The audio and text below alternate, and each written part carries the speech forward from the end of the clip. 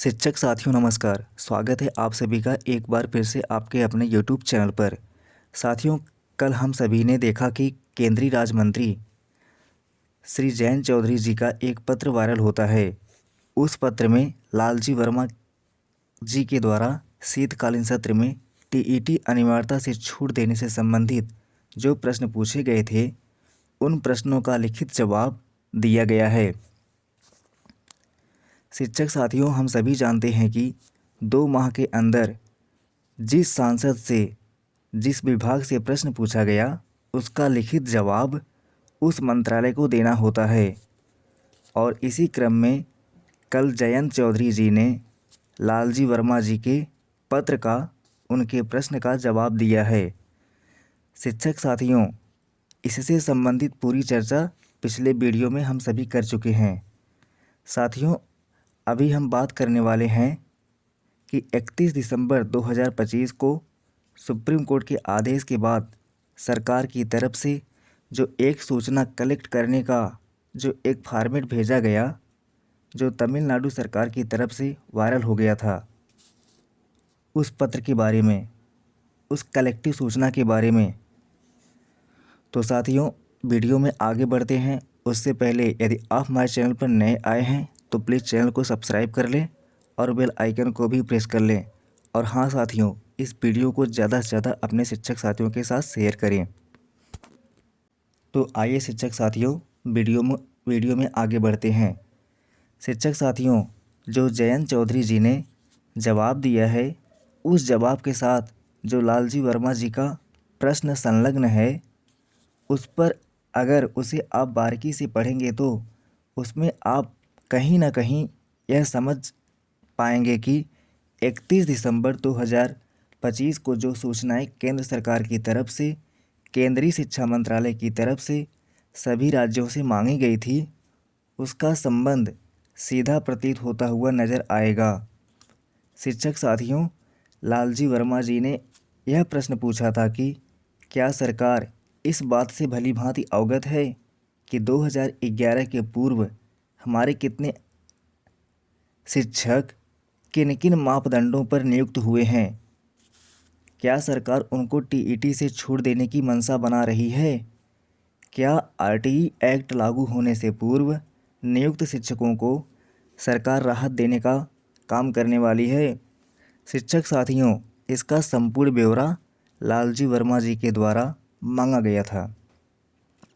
और साथियों, आप देखिए, जो पत्र वायरल हुआ, उस पत्र में स्पष्ट रूप से देखिए कि शिक्षा मंत्रालय के जो राज्य शिक्षा मंत्री जयंत चौधरी जी हैं, उन्होंने जवाब में यही कहा है कि इससे सरकार का कोई लेना देना नहीं है। सुप्रीम कोर्ट के आदेश के क्रम में इसे बाध्यकारी बनाया गया है। लेकिन शिक्षक साथियों, 31 दिसंबर 2025 को जो सूचनाएं राज्यों से और केंद्र शासित प्रदेशों से मांगी गई थी, उसका सीधा संबंध इसी पत्र में देखने को मिल रहा है। साथियों, 31 दिसंबर 2025 को आयु वर्ग के संबंध में, नियुक्तियों के संबंध में, साथ ही साथ यह जानने का भी प्रयास किया गया था कि आरटीई एक्ट लागू होने से पूर्व जो हमारे शिक्षक नियुक्त हुए हैं, उनमें से कितने शिक्षक टीईटी पास हैं और कितने टीईटी पास नहीं हैं। यह संपूर्ण आंकड़ा केंद्रीय शिक्षा मंत्रालय की तरफ से सभी राज्यों से मांगा गया था। निर्धारित तिथि 16 जनवरी थी। हालांकि साथियों, यह पुष्ट खबर अभी तक नहीं प्राप्त हो पाई है कि कितने राज्यों की सूचनाएं भेज दी गई हैं। तो आप यहाँ पर देखिए कि 2011 के पूर्व नियुक्त शिक्षकों का जो संपूर्ण ब्यौरा माननीय सांसद लालजी वर्मा जी के द्वारा पूछा गया था, उससे संबंधित भी इस आंकड़े को माना जा सकता है। हालांकि साथियों, इसमें कोई दो राय नहीं है कि सरकार विधिवत रूप से यह जानना चाह रही है। साथियों, मुझे इस बात पर कोई संशय नहीं है कि सरकार यह जानना चाह रही है कि 2011 से पूर्व नियुक्त हमारे कितने शिक्षक ऐसे हैं जो बिना टीईटी की अपनी सेवा दे रहे हैं और उनको सेवा में राहत हेतु टीईटी से राहत देने के लिए कैसे बीच का रास्ता निकालें। उन सभी आंकड़ों के लिए इन तथ्यों को इकट्ठा किया जा रहा है। शिक्षक साथियों, मुझे इस बात पर कोई शक भी नहीं है, निश्चित रूप से सरकार इसके लिए भी कलेक्ट करेगा।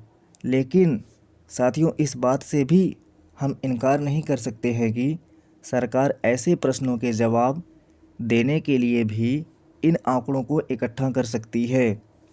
तो साथियों, जो 31 दिसंबर 2025 को आंकड़े मांगे गए थे, तमिलनाडु सरकार की तरफ से जो पत्र वायरल किया गया था, उसको हम एक सिरे में यह नहीं कह सकते हैं कि सरकार केवल टीईटी से छूट देने के लिए आंकड़ों को इकट्ठा कर रही है।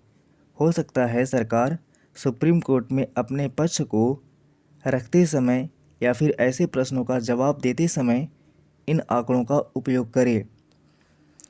इस वजह से इन आंकड़ों को इकट्ठा किया गया हो।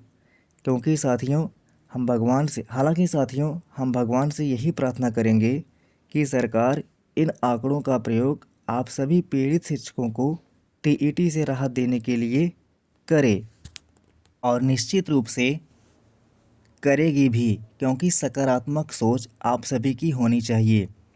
आप सभी को निश्चित रूप से टीईटी से राहत मिलेगी। शिक्षक साथियों, अगर तथ्यों का विश्लेषण करें तो मुझे यही प्रतीत हो रहा है कि इन आंकड़ों का उपयोग सुप्रीम कोर्ट में पक्ष रखने के लिए और ऐसे प्रश्नों के जवाब के लिए भी किया जा सकता है। तो साथियों, जो भी हमारे शिक्षक साथी या शिक्षक संगठन या राज्य सरकारें शिक्षक हितों में पुनर्विचार याचिकाएं दाखिल की हैं, उनसे मेरा केवल एक ही निवेदन है कि आप सभी प्रभावी पैरवी के लिए कमर कस लीजिए। यानी जो पुनर्विचार याचिकाएं सुप्रीम कोर्ट में दाखिल की गई हैं, चाहे वो मेरा शिक्षक संगठन हो, चाहे राज्य सरकारें हों, या कोई स्वतंत्र रूप से पुनर्विचार याचिकाएं दाखिल की हैं, उनसे मैं यही निवेदन करना चाहता हूं कि आप सभी इतना प्रभावी पैरवी कीजिए कि माननीय सुप्रीम कोर्ट के जो जज साहब हैं दत्ता जी, उन्हें मजबूर होकर आप सभी को राहत देने के लिए विवश होना पड़े।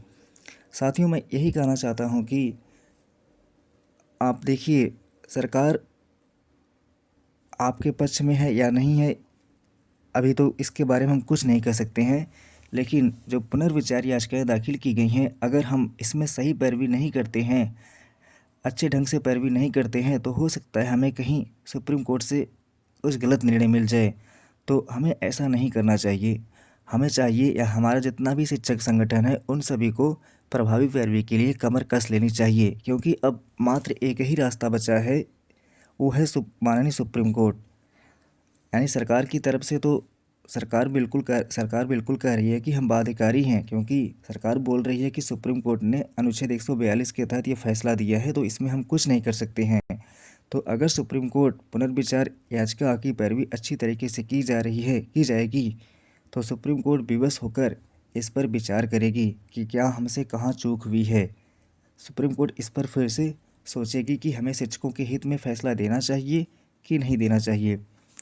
तो साथियों, मैं उम्मीद करता हूं कि आप सभी के जितने शिक्षक संगठन हैं, उन सभी को इससे संबंधित सारी पुनर्विचार याचिकाओं को एक मंच में करवा देना चाहिए और जल्द से जल्द इसकी पैरवी करवाना चाहिए।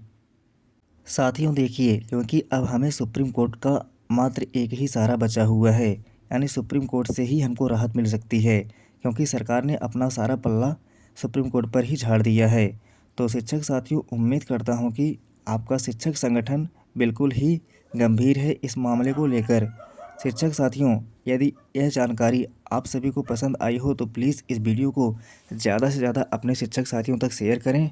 और हाँ शिक्षक साथियों, यदि आप हमारे चैनल पर नए आए हैं तो प्लीज़ चैनल को सब्सक्राइब कर लें और बेल आइकन को भी प्रेस कर लें, जिससे साथियों यदि भविष्य में मेरे द्वारा कोई जानकारी दी जाती है तो आप सभी तक सबसे पहले पहुँचे। उम्मीद करता हूँ साथियों, शिक्षक साथियों, यह सेशन आप सभी को पसंद आया होगा। तो प्लीज़ शिक्षक साथियों, इस वीडियो को ज़्यादा से ज़्यादा लाइक करें और चैनल को सब्सक्राइब करें। तो साथियों, जो भी होगा भविष्य में देखा जाएगा, लेकिन इतना मान कर चलिए कि सुप्रीम कोर्ट ही अब एकमात्र सहारा बचा हुआ है। तो साथियों, मिलते हैं कल एक नए वीडियो में एक नई जानकारी के साथ। तब तक के लिए शिक्षक साथियों, आप अपने शिक्षक संगठन से, अपनी राज्य सरकारें से पुनर्विचार याचिका की पैरवी के लिए दबाव बनाइए और पुनर्विचार याचिका के लिए कमर कस लीजिए। तो शिक्षक साथियों, आज के वीडियो में इतना ही। मिलते हैं एक नई वीडियो में एक नई जानकारी के साथ। तो आज के लिए बस इतना ही। धन्यवाद शिक्षक साथियों।